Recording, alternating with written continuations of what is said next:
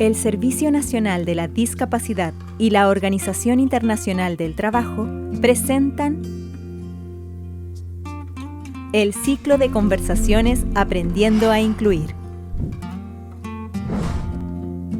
Hemos avanzado en la inclusión, pero el camino continúa. Muy buen día a todos y a todas. Sean ustedes muy bienvenidos y bienvenidas al ciclo de conversaciones que sostenemos con líderes y lideresas inspiradores que trabajan a favor de la inclusión de las personas con discapacidad en Chile, América Latina y el mundo. Este ciclo de conversaciones se inscribe en el marco de cooperación técnica entre la Organización Internacional del Trabajo y el Servicio Nacional de la Discapacidad de Chile, y busca presentar ante ustedes experiencias y reflexiones vigentes acerca de cómo avanzamos con mayor fuerza para la inclusión de personas con discapacidad y para asegurarnos que en todas partes del mundo nadie quede atrás. Hoy tenemos la oportunidad de contar con un líder global que tiene una valiosa trayectoria en procesos de inclusión que ha permitido generar cambios significativos en las condiciones de bienestar de las personas con discapacidad.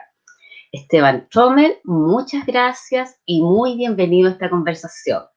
Les presento a ustedes a don Stefan Trommer. Stefan Trommer nada menos que tiene una larguísima trayectoria en materia de trabajar a favor de la inclusión. Les voy a contar algunos capítulos de su experiencia para que él después nos desarrolle más en todo lo que ha ido invirtiendo desde su formación profesional, personal y laboral en materia de trabajar a favor de la inclusión.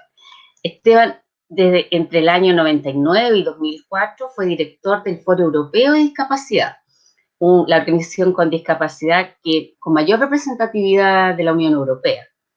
El 2002 al 2006 participó activamente en el proceso de negociación de la Convención de las Naciones Unidas sobre los Derechos de las Personas con Discapacidad. Esta convención es la que hacemos referencia en cada una de nuestras reuniones, eventos y espacios de encuentro. Podemos decir que en primera persona con alguien que estuvo participando y colaborando en su formulación. Además, por su destacada trayectoria, recibió el premio Louis von Amersfoort a modo de reconocimiento de su experiencia y habilidades diplomáticas, y además de ser considerada una persona clave en el ámbito de la discapacidad. Desde el 2004 y 2008 trabajó para un grupo español, también por supuesto en el área de empleo y de personas con discapacidad.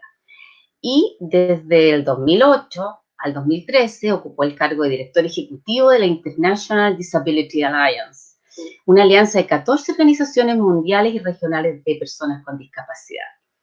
Desde agosto del 2013, la OIT tiene el orgullo y el honor de contar con él como un especialista en discapacidad, donde se desempeña, entre otras muchas materias, en la coordinación de la Red Global de Empresas sin Discapacidades. En esa enorme trayectoria, hoy día tenemos nosotros la oportunidad de contar con su presencia y comentarle y preguntarle qué fue lo que motivó a don Stefan Trommer a involucrarse de tal manera en los ámbitos de discapacidad. Que nos cuentes tú en primera persona qué fue lo que movilizó tus capacidades a ponerlas al servicio de las personas con discapacidad. Bueno, Alicia, muchas gracias por tenerme con vosotros. Bueno, la verdad es que me haces una pregunta que me hace remontar ya, lamentablemente hace muchos años, porque ya, como bien has dicho, llevo muchos años en esto. Empecé en mi país, en España, donde tengo nombre alemán, tengo nacionalidad española y entonces soy español. Y empecé trabajando ya en el año 89 en la Fundación 11, que es la entidad que creó la red en España para el resto de personas con discapacidad. Y de un primer momento trabajé en el tema del empleo de personas con discapacidad, ¿no? Y rápidamente también en temas internacionales. La verdad es que la entrada en el sector de la discapacidad fue un poco casi por casualidad, pero obviamente fue rápidamente un sector que captó toda mi atención y desde entonces me he desempeñado en él, ¿no? Pero, digamos, no tenía, menos al principio, no tenía ningún vínculo directo. Ahora sí, mi mujer es una persona con discapacidad. Tengo, obviamente, mucho vínculo ahora con el sector, pero, digamos, no en el origen mismo de empezar en ello, ¿no? Como has destacado, ha sido muchos años mayor parte de mis años profesionales en el mundo de la sociedad civil dedicada a la discapacidad, primero en España, luego a nivel europeo y luego también a nivel global. Y luego hacía casi 7 años, pues, digamos, de sociedad civil hacia el mundo de Naciones Unidas, de la OIT, intentando trasladar a este mundo que es algo diverso, tiene elementos, pero también tiene elementos específicos, intentando aportar al mundo, digamos, de una organización internacional también mi experiencia, digamos, de discapacidad y mi experiencia de trabajar en la sociedad civil, ¿no? Creo que en mi carrera lo más interesante de luego fueron los años de la Convención Internacional de Personas con Discapacidad, ¿no? Que para todos los que tuvimos el honor de poder participar, y yo pude participar de principio a final, eso fue realmente un máster acelerado en discapacidad. Yo creía que sabía bastante, pero aprendí muchísimas cosas, muchos temas que desconocía. Entonces fue realmente una experiencia única, ¿no? Y sobre todo ahora que estamos viendo el éxito, el impacto que ha tenido esa convención, obviamente dentro de mi currículum es la parte, digamos, de la que más orgulloso me siento, ¿no? Y la que más ha impactado también en mí, digamos, tanto profesional como personalmente. Avances en la inclusión de las personas con discapacidad. Ya que tú has sido testigo y protagonista también de los avances que ha tenido la sociedad en materia de inclusión, ¿cuáles creerías tú que son, cómo estábamos y cómo estamos hoy? ¿Cuáles son aquellos avances que podemos reportar a nivel global? De 30 años para acá, el cambio ha sido brutal, ¿no? Estamos en una situación, primero, en la que la visibilidad de las personas con discapacidad es mucho mayor. No solo la accesibilidad en las calles, en las instalaciones, ¿no? Es mucho mayor, pero sobre todo es muy importante que la discapacidad, las personas con discapacidad se les vea como un sujeto de derechos humanos, ¿no?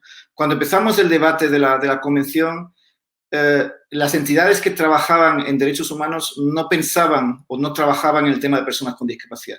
Y las organizaciones de personas con discapacidad tampoco se veían, con alguna excepción, como entidades promotoras de derechos humanos, ¿no? Y el posicionar a la discapacidad de manera central en el ámbito de derechos humanos ha sido un antes y un después, ¿no? Se habla muchas veces que la convención supuso un cambio de paradigma. Yo siempre digo, no sé exactamente lo que es un paradigma, pero es un cambio de chip, es un cambio en la manera de pensar, es un cambio fundamental en la mirada hacia las personas con discapacidad de la sociedad. Temas que antes eran tabú, el aspecto de la capacidad jurídica, de cómo se trata el tema de la enfermedad mental, han sido, digamos, ha habido un antes y un después en esa convención, ¿no? Yo, mi especialidad siempre ha sido el ámbito del empleo. Ahora ya, digamos, abordo el tema del empleo desde una perspectiva de derechos humanos. Yo creo que eso es importante. Y también en el campo de empleo veo avances enormes, ¿no? Yo recuerdo cuando nosotros empezamos a trabajar en el empleo de personas con discapacidad a finales de los años 80 en España, con unos niveles de desempleo muy altos, plantearle a una empresa normal, regular, la contratación de personas con discapacidad era lo nunca visto, ¿no? No se planteaba en ese momento. De hecho, el propio sector de la discapacidad en mi país, en España, se decidió por convertirse él mismo en empresario y crear empresas ante la ausencia de una respuesta adecuada por parte del sector empresarial. Hoy en día, en España y en muchos otros países, ya no hay empresa que esté cerrada a las personas con discapacidad. No están todavía lo suficientemente abiertas como nos gustaría, muchas de ellas, pero ya es un tema en la agenda, digamos, del sector privado. Está también en la agenda de los sindicatos, ¿no? Otro ámbito que también es muy importante para nosotros en la OIT, ¿no? Con lo cual, digamos, la visibilidad de las personas con discapacidad en todas las políticas públicas, no solo en las políticas públicas específicas de discapacidad, sino sobre todo también en las políticas públicas generales, ha habido un avance espectacular, ¿no? Y un avance espectacular que además ha sido normalmente generado por las propias organizaciones de personas con discapacidad, ¿no?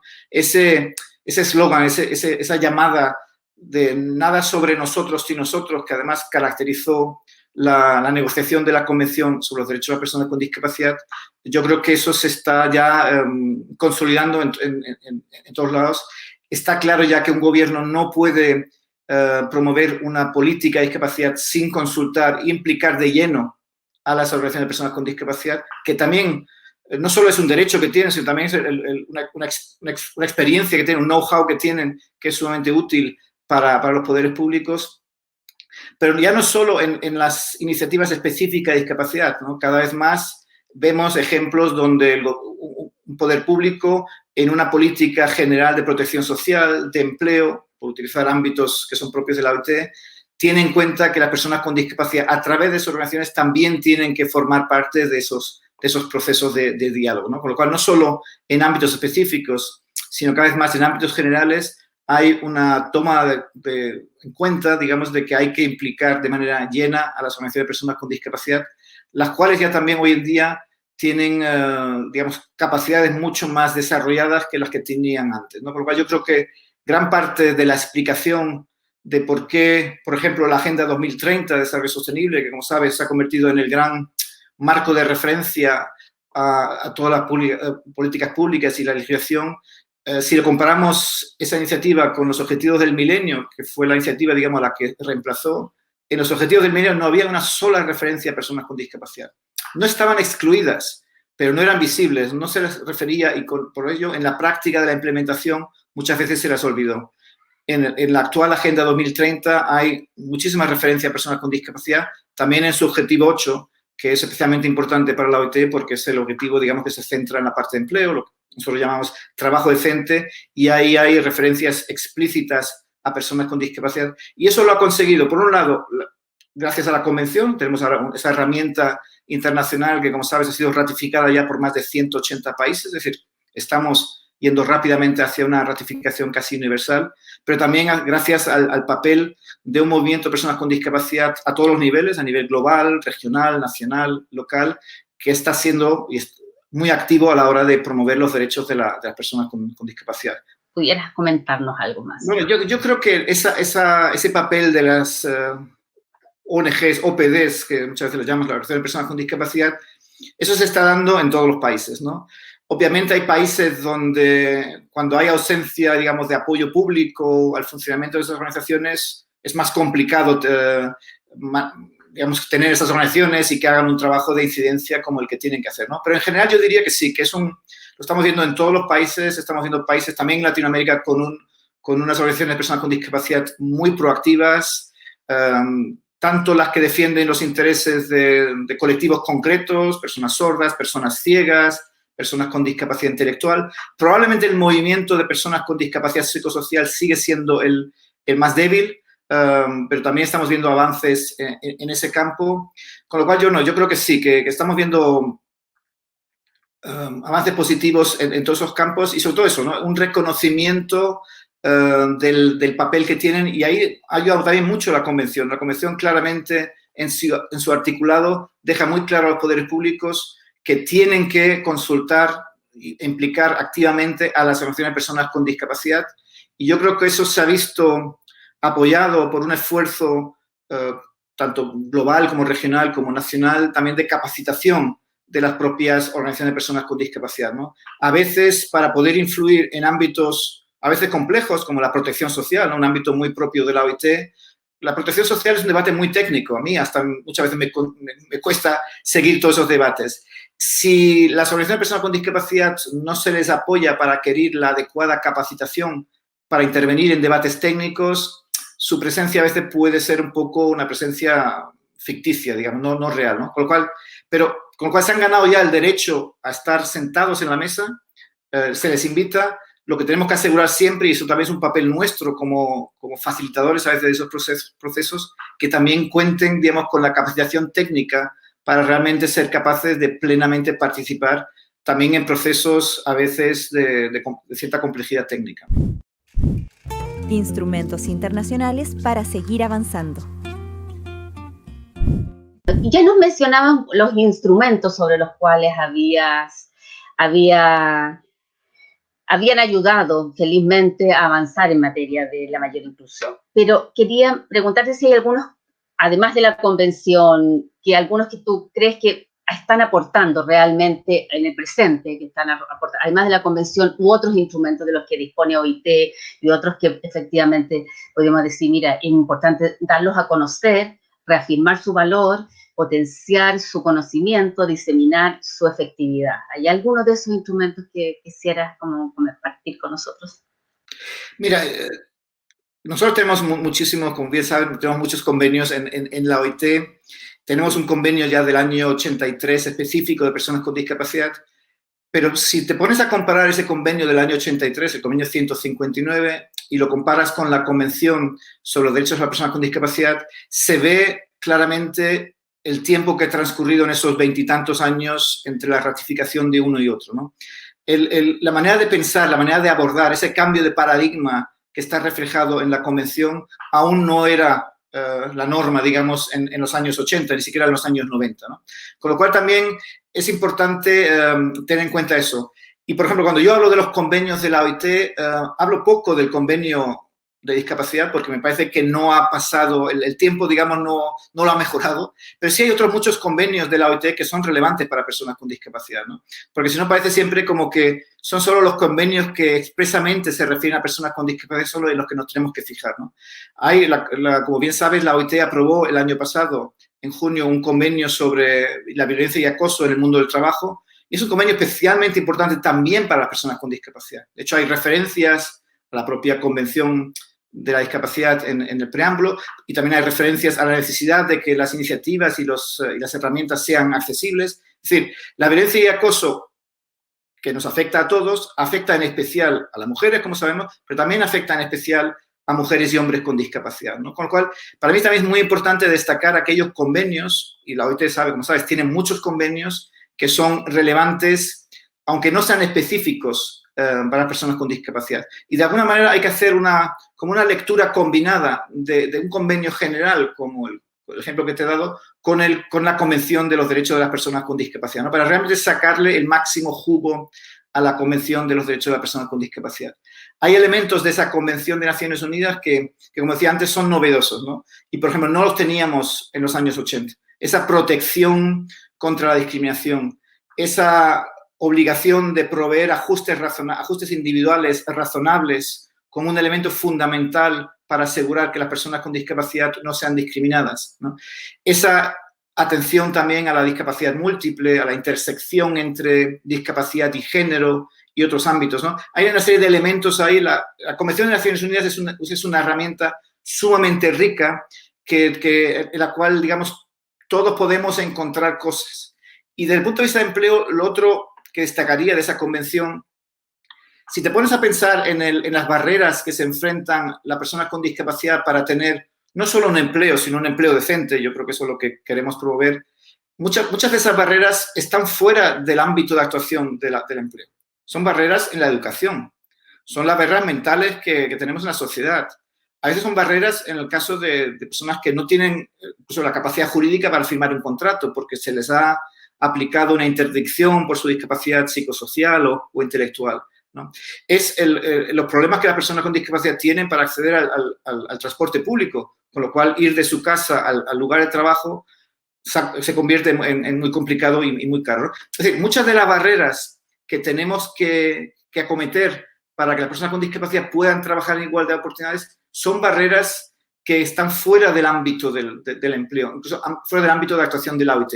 Y por eso es tan importante tener una Convención de Naciones Unidas que abarca todos los ámbitos, todos los derechos, porque todos esos derechos están interrelacionados. Y solo si trabajamos en la mejora de la educación, del transporte, en un sistema de protección social más que apoye más el empleo y que no se vea que un beneficio de la discapacidad es una sustitución de un salario, sino que realmente se puedan dar ayudas de discapacidad compatibles con el salario. Es decir, si no arreglamos todos esos elementos que a veces están también fuera estrictamente del ámbito del empleo, el impacto, el resultado del empleo no va a ser el que debería ser, ¿no? Por lo cual, también desde ese punto de vista, realmente lo complejo del empleo es que hay que tocar muchos palillos, como decimos en España, para que realmente al final veamos una mejora sustancial en los niveles de empleo de personas con discapacidad, que, como bien sabes, siguen siendo niveles de empleo muy inadecuados, muy por debajo de la media, muchas veces incluso con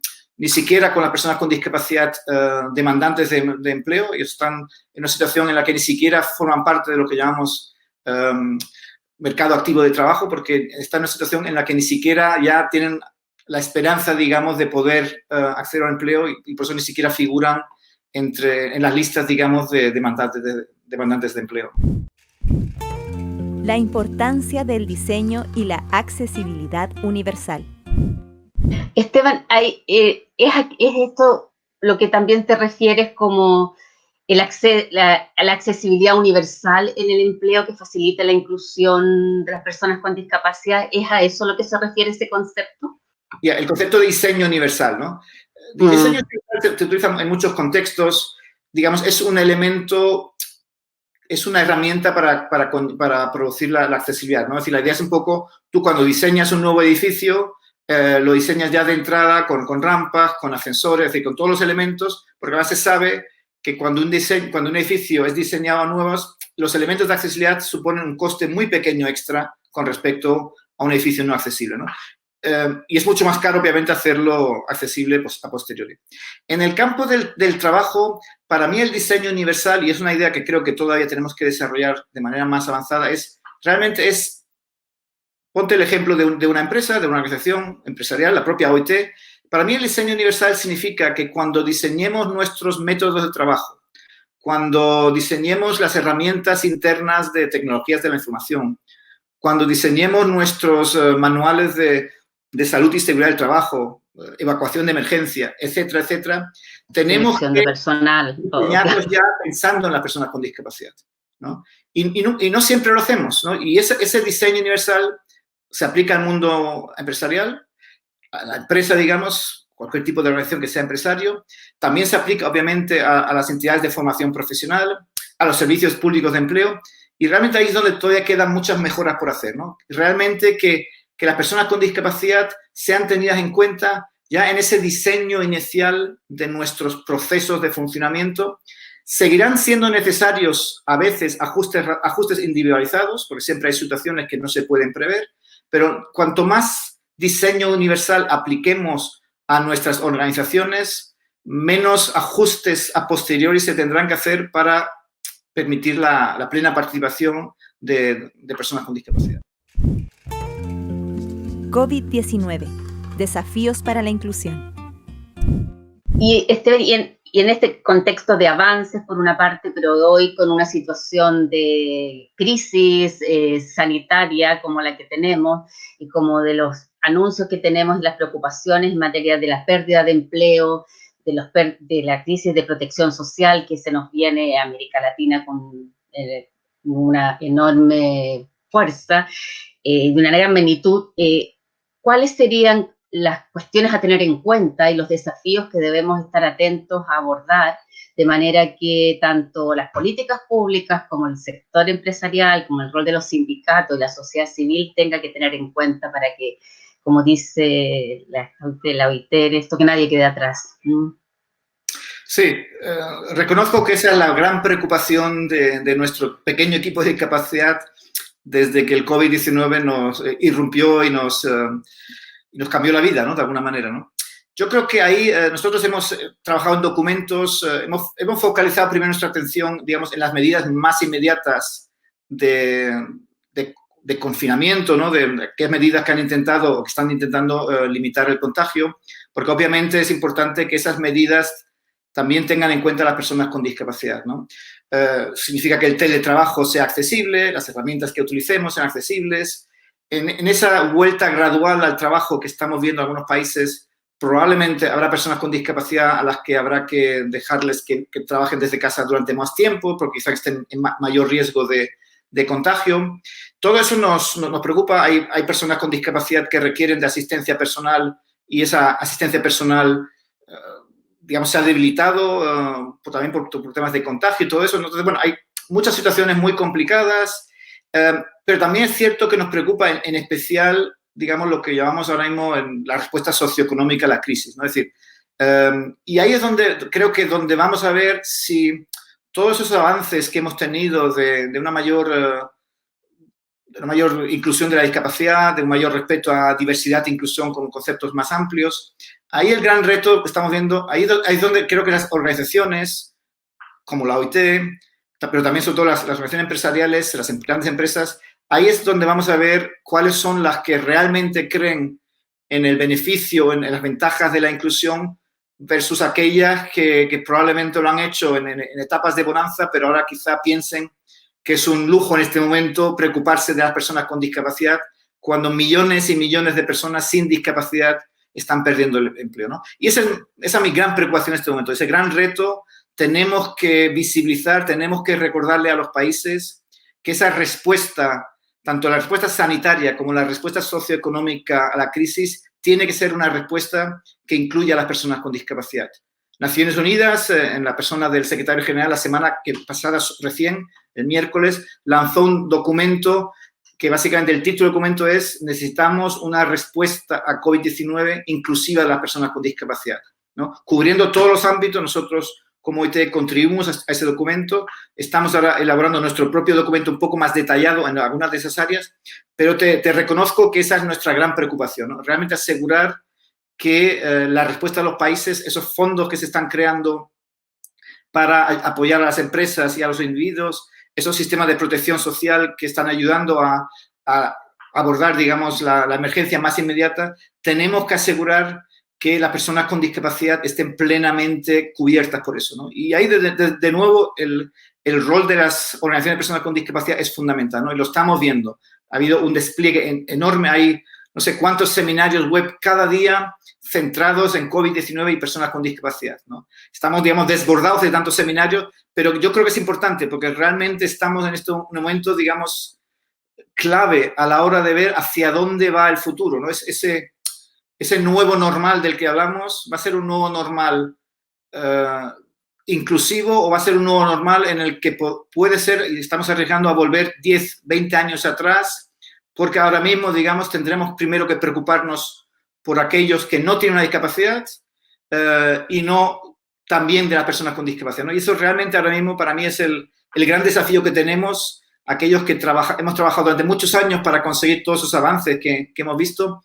Pensamos realmente que en este momento esos avances corren peligro y necesitamos realmente que nuestros líderes al máximo nivel, líderes dentro de Naciones Unidas, líderes empresariales, realmente reafirmen que esa apuesta, esa dedicación a la discapacidad es también clave en la respuesta a la pandemia, ¿no? Y ya te digo, esperemos tener éxito en esa demanda, pero esa es el gran reto que tenemos es eso, ¿no? Es conseguir que las personas con discapacidad sean visibles en la respuesta. Todos perderemos algo en esta crisis, eso está claro, ¿no? Y va a haber un tiempo de reacción, pero tenemos que asegurar que las personas con discapacidad no estén sobre representadas en aquellos que, digamos, especialmente damnificados por la epidemia. Experiencias de protección social en tiempos de COVID-19.